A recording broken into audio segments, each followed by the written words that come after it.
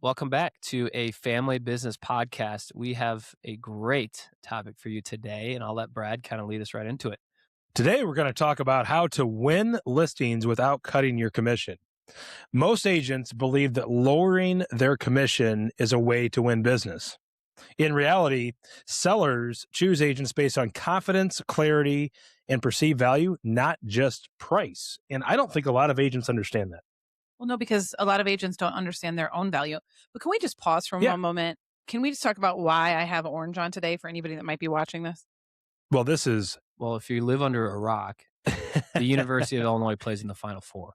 And so Final it's a Four big deal Saturday around here. But by the time this airs, it'll be a week later. So we're going to know. We might be talking about a national championship when this airs. Okay, I just want to clarify. I am actually a Hawkeye fan, but I do wear the orange for my husband as long as they're not playing the Hawkeyes. Yeah, and how did that turn out last weekend for you? Okay, I can go change my clothes right now if you want to get after me about that. Okay, so anyway, ILL. I. All right, back to the topic at hand. Back to the topic. All right, so like I had mentioned, a lot of agents really think that it's all on price is the way that people pick their agents. And like you just mentioned, Andrea, it's the number one reason why, or not the number one, but one of the main reasons why is it's the perceived value is the reason why they pick you. I mean, let's just take this to a different type of value. So when you go to buy a car, I mean, do you just walk up and we're not talking about like, okay, I only have $2,000 to spend. Well, actually that would be good too. Like, let's say you only have $5,000 to spend or $2,000 to spend. You want to find the best car for your value, not necessarily the cheapest car, right? Yep. Same thing in real estate. Or as when you trade your car and you get a bigger car. I mean, the car needs to, perfect example. We have an agent in our office that's having her third child. She just went car shopping. She had to it wasn't sure there was a very expensive one and a medium expensive one. And she was trying to decide between the two. But do you know it wasn't really about price for her. It was really, okay, what is the value in this vehicle versus this vehicle? What does it have that I need for this next phase of my life? And then weighing which one she liked better. And sure, one was less than the other.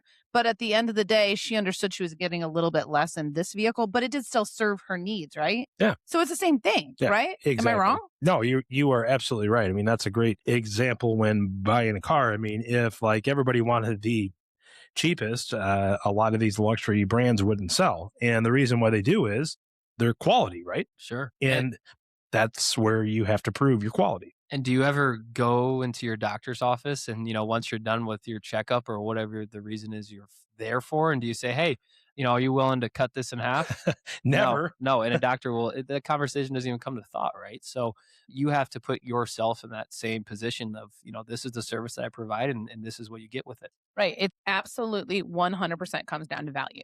Yeah. And if, as an agent, you don't understand. If you're listening to this right now and you're going, my value, what do you mean? I mean, I'm just listing the house and putting a sign in the yard, taking some pictures and we're selling it, right? If you think that's what your value is, then I'm sure that's all it is. And you should, as your dad's friend used to say, right? As very well they should. Well, he had so this was back in the Rockford, Illinois area, to be exact, because I remember this story. We just had to talk about Illinois again. That's really where that came from. Did I mention Illinois? But he had a really good friend that was the top realtor in the whole area up there. And I remember when I very first got in the business, we had talked about, what do you do when somebody does want to really pay your fee? And he said, well, let me give you a good example. I go up against agents and the sellers will say, hey, such and such will do it for such and such. And it's lower than him. And he says, as very well they should. You know why? They don't have anything behind them. They just, all they lead with is what they are going to charge. They don't show them what their value is. And Sharon, who is an excellent educator, he always says proof over promise, right? So you have to show them what you do rather than just make promises. Well, and also not only that it's not just about the services you provide, right? Mm-hmm. Like when we think about services, we think about like the popsicle's coming out. Sorry, guys. When we think We've about, got to get you a new microphone. We've been yeah, talking about no this for a doubt. month. Why don't we do that? When we talk about services, you're talking about how you market it, your media, the different Yep. avenues that you have to advertise it, what you do beforehand as far as like staging and market prep and all those things. Sure. But also, I think one of the things that people really forget about, especially as a seller, how is your agent going to negotiate for you? Yep. Right. If they can't even negotiate for themselves, right? That's right. That is also a service, and it's also the outcome of what you want. As a seller, you want to get the most amount of money that you can in the terms and the timeline that works for you. Yep. So if an agent just comes in and is like, oh, yeah, sure, I'll do it for less because they want me to, how do you think they're going to handle negotiations? Because they just want it done. That's basically what they're telling you. And I'm sorry for those of you agents who this is what you do, but it's true. If you're sitting at the table with your seller and they say, well, I don't want to pay 3 cupcakes. I only want to pay 2 cupcakes. Thank you. Cupcakes was a word that I was looking for. Cupcake. Okay. I said 3 such and cookies, such. 2, whatever. No, So said such and such. if the seller says, you get done with everything, whatever, okay, I only want to pay 2 cupcakes and you charge 3 cupcakes and you say, okay, it's fine. I'll just charge 2 cupcakes. Okay, what are you telling that seller? I just want this done. I just want your listing and I want to be done. So what happens when the offer comes in and the person only wants to pay them 100 cupcakes and the house is listed at 110 cupcakes? Yeah. Well, and that's a great example. And I truly think, especially when you get into the higher end, that I think a lot of people ask that question on purpose to see what you'll say. Sure. Well, And if you say, yeah, I'll drop it, that's a red flag that if they are not even willing to protect their own money, what are they going to do with mine? Right. Well, and as realtors, I'm sure half your algorithm on social media, it's the new trend is to record your negotiations with the other realtor. And I am seeing more and more often of like, okay, if you can get this done and this, then you have a deal. And that's just what you're doing in front of your potential clients. Yeah. And the negotiation is weak and people can sniff it out very quickly. 100% Well, agree. and let's be real. If at the end of the day, what's going on in the conversation with the seller, especially early on, is about commission, and that's what they keep asking about and they keep bringing up, you as an agent, you did not demonstrate at all what your value is or what you bring to the table because they're bringing it back to a number. Well, the number doesn't matter if the agent gets you the overall number and the experience is a good one. Any seller, if you said to seller, okay, well, if I can get you, and I'm not saying this is happen, but if I can get you this and I can make the process as stress-free as possible for you, we're going to do this, this, and this for you. And that's the number that you walk away with. Are you happy? Yep. Okay. Well, then what does it matter if it's 2 cupcakes, 3 cupcakes, 4 cupcakes, 5 cupcakes? That's what I always tell people. Let's look at the net sheet, and that bottom numbers are the one that we're really concerned about.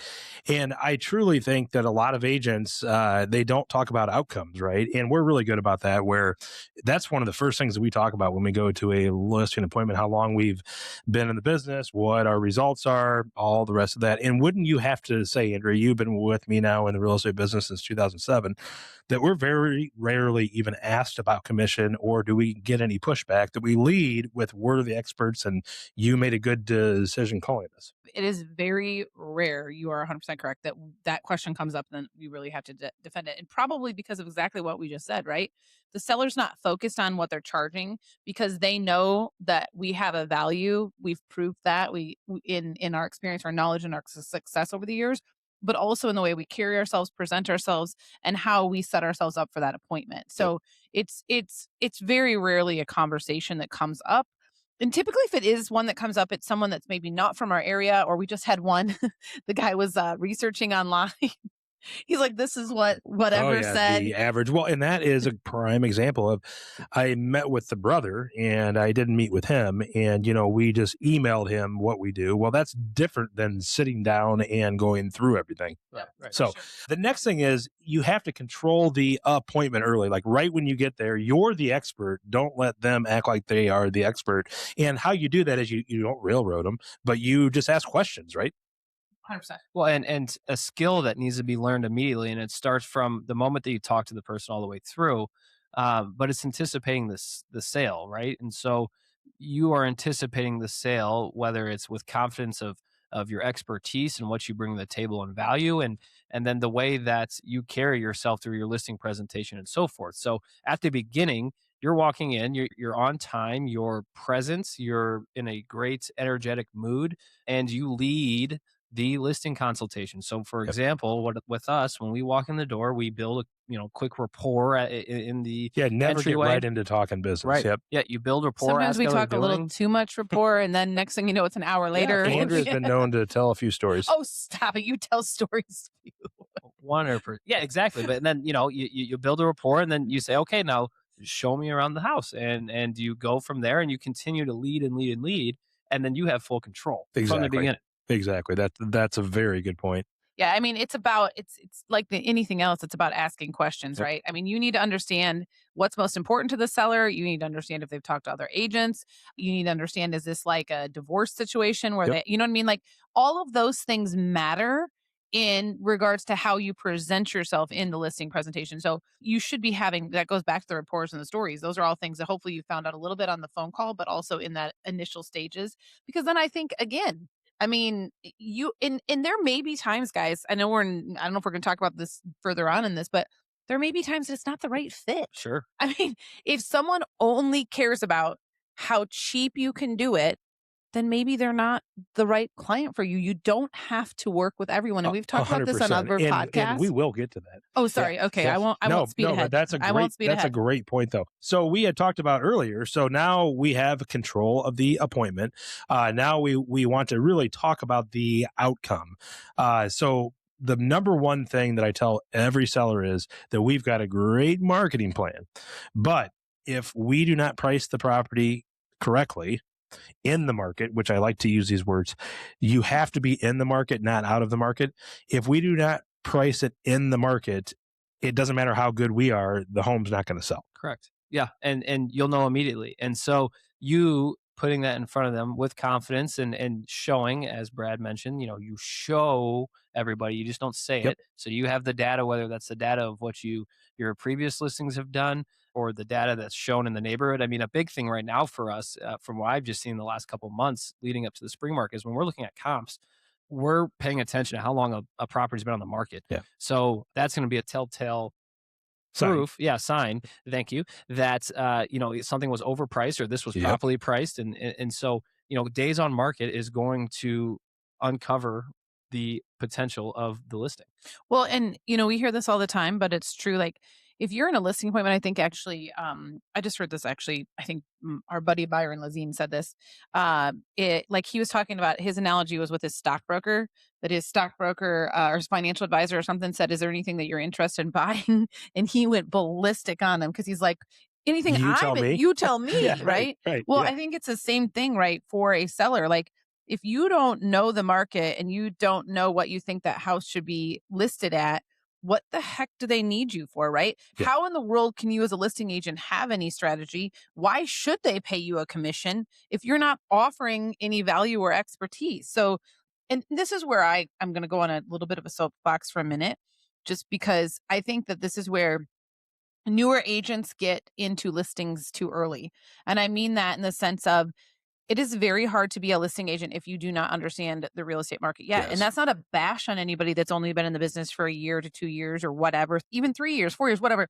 It takes a long time to really, really know and understand the market, especially recent years, right? It's different every year. We've got all these different variables going on.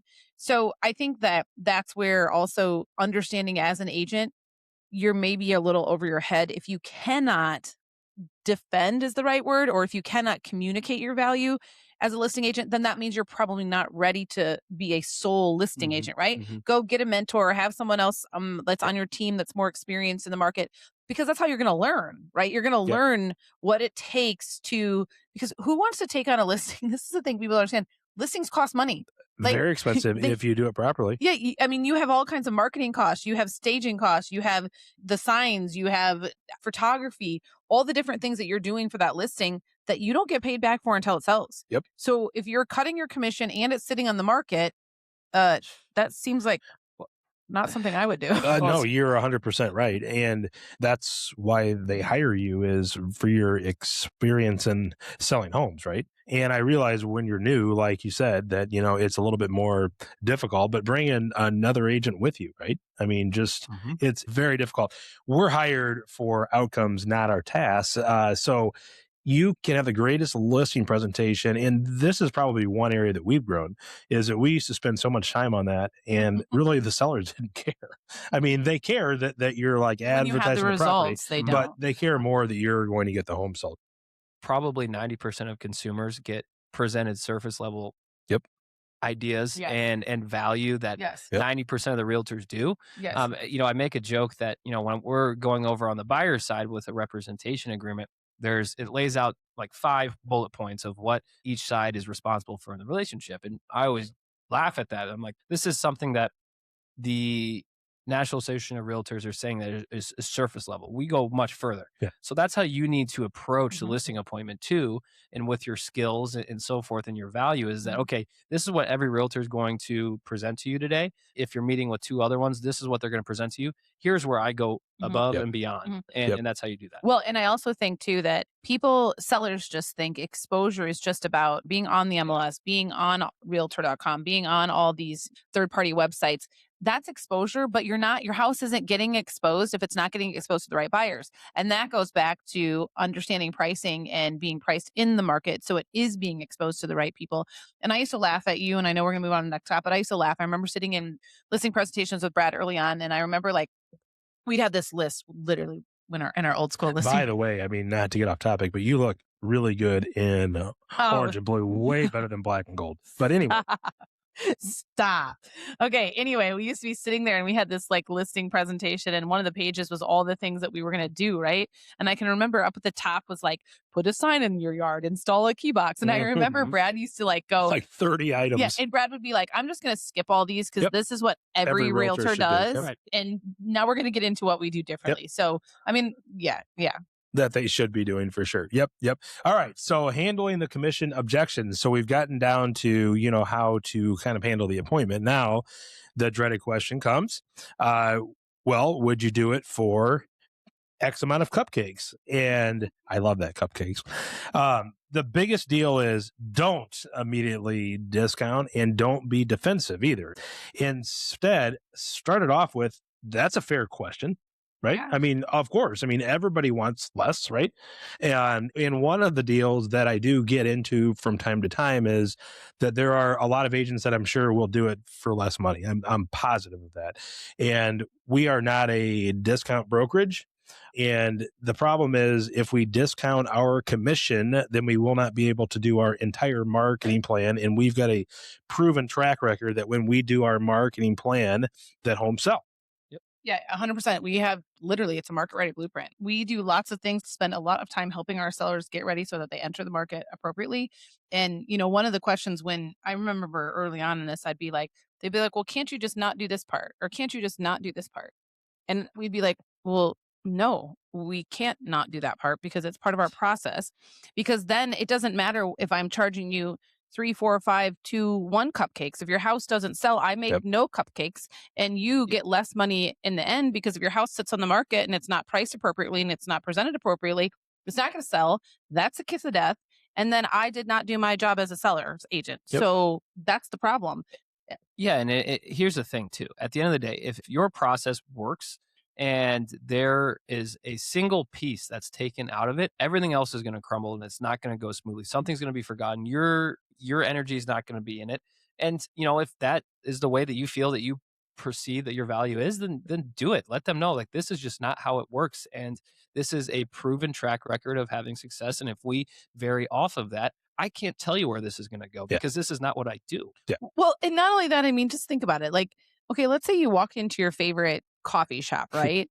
And like you can I'd like to pay $1 less for that. Right. You see all the prices up on the, board and, and so you order your coffee and you're happy and you're standing there. And then the next person comes along and they have their coffee up there and they order the same thing you did. And they say, you know what? I think that's a little much. That coffee shop down the street, they only charge X amount. I want to pay that amount. And then they charge that person that. And you're standing there with your coffee and you're like, wait, didn't we just order the same thing, but yet he paid less? And the thing that's very key, I think, here when it comes to this topic about, how do you, handle that objection is you have to make sure that the seller is comparing apples to apples. If another agent is telling them that they will do it for less, you really need to ask more questions and make sure that that agent, if they're going to go with that agent, which is their choice, right, that they are offering the same services, the same knowledge, the same expertise, the same strategy that you are for a less price. If they are, okay, great. Then maybe they should work with that person.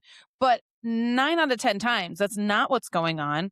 It's just that they're discounting it because they have a discounted level of service and a discounted level of time they're going to put into it. Yep. Effort, all of it. All those things, right? So those are the conversations you need to get into more so than, well, sure, I'll do it for less because that person's doing it for less. Why are they doing it for less?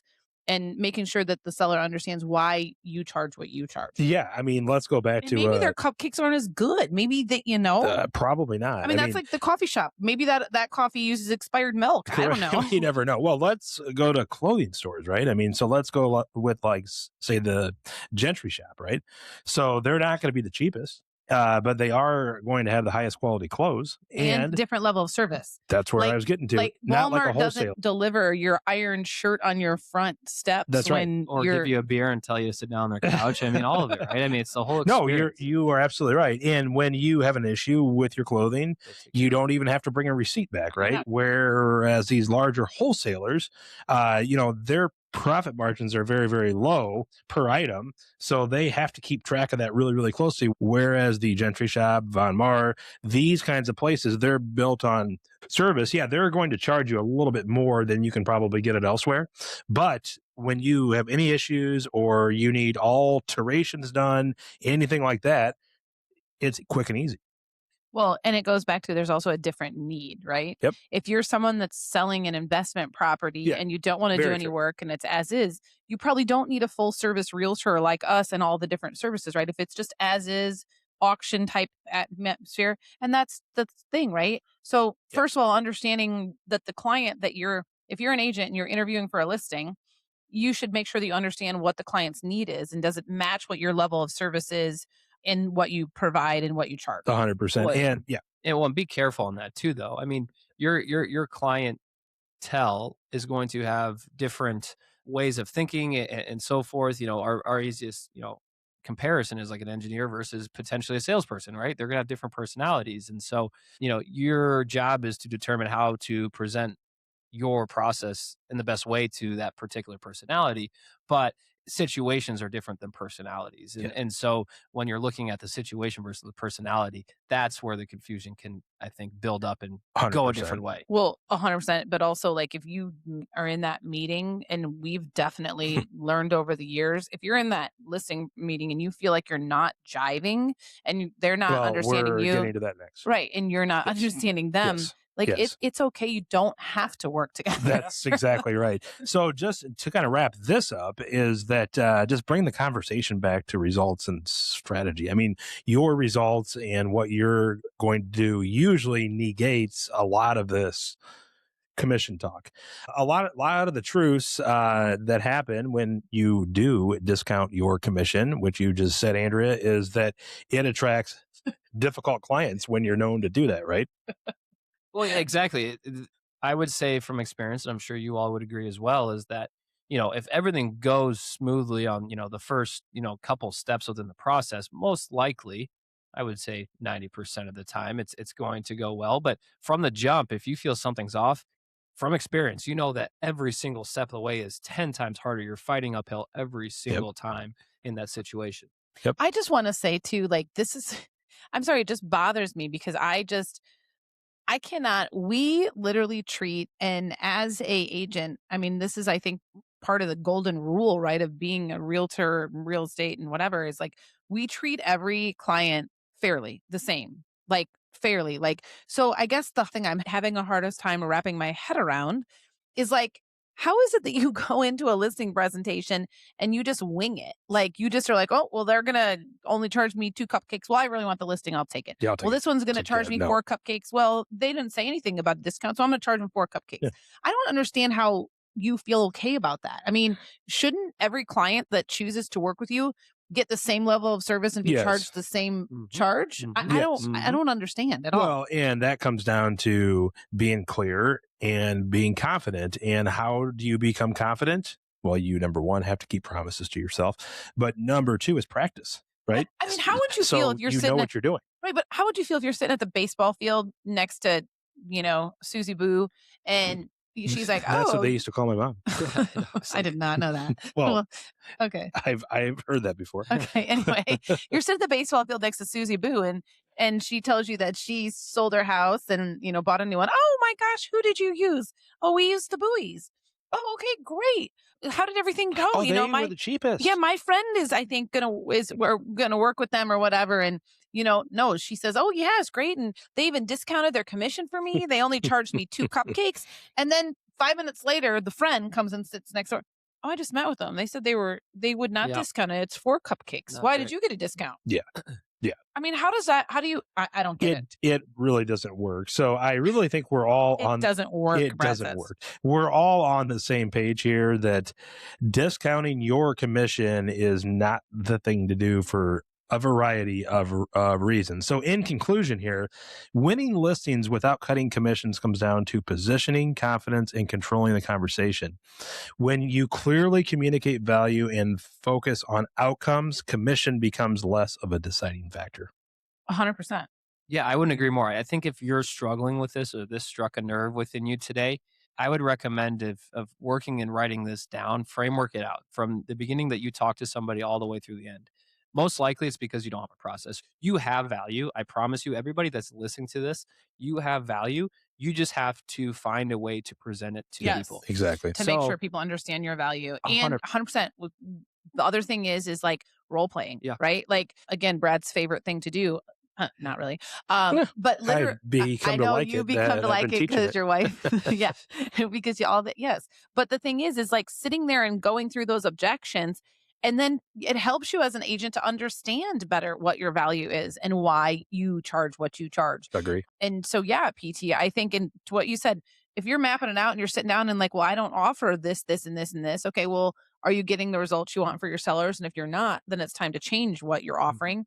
And if you are, well, then maybe you have a different process than us. Yeah. I mean, we all can decide how many cupcakes we want to charge. I mean, that's our choice. Totally agree. PT, any closing thoughts? Yeah, if you are struggling to find that value or where that that process lies, hopefully you have somebody that you can reach out to. If not, shoot us a DM and we'd love to walk you through of potentially how you can find that value. Because again, and I want to reiterate this, everybody has value. Yeah. And whether you've sold 0 homes or 1 million homes, everybody has value and you just have to present it in the correct way. Totally agree. Agreed. Andrea? I mean, just literally don't give your services away. Why? Agreed. Why would you do that? If this is what you're doing and how you support yourself and this is your business, don't just give it away. That is awesome. I love that podcast. That was a lot of what we go through, but like we had mentioned, that we've got this down pretty good where we are able to prove our value so we don't have to have a lot of these conversations. All right. Peace. Go Illini. Peace. Peace.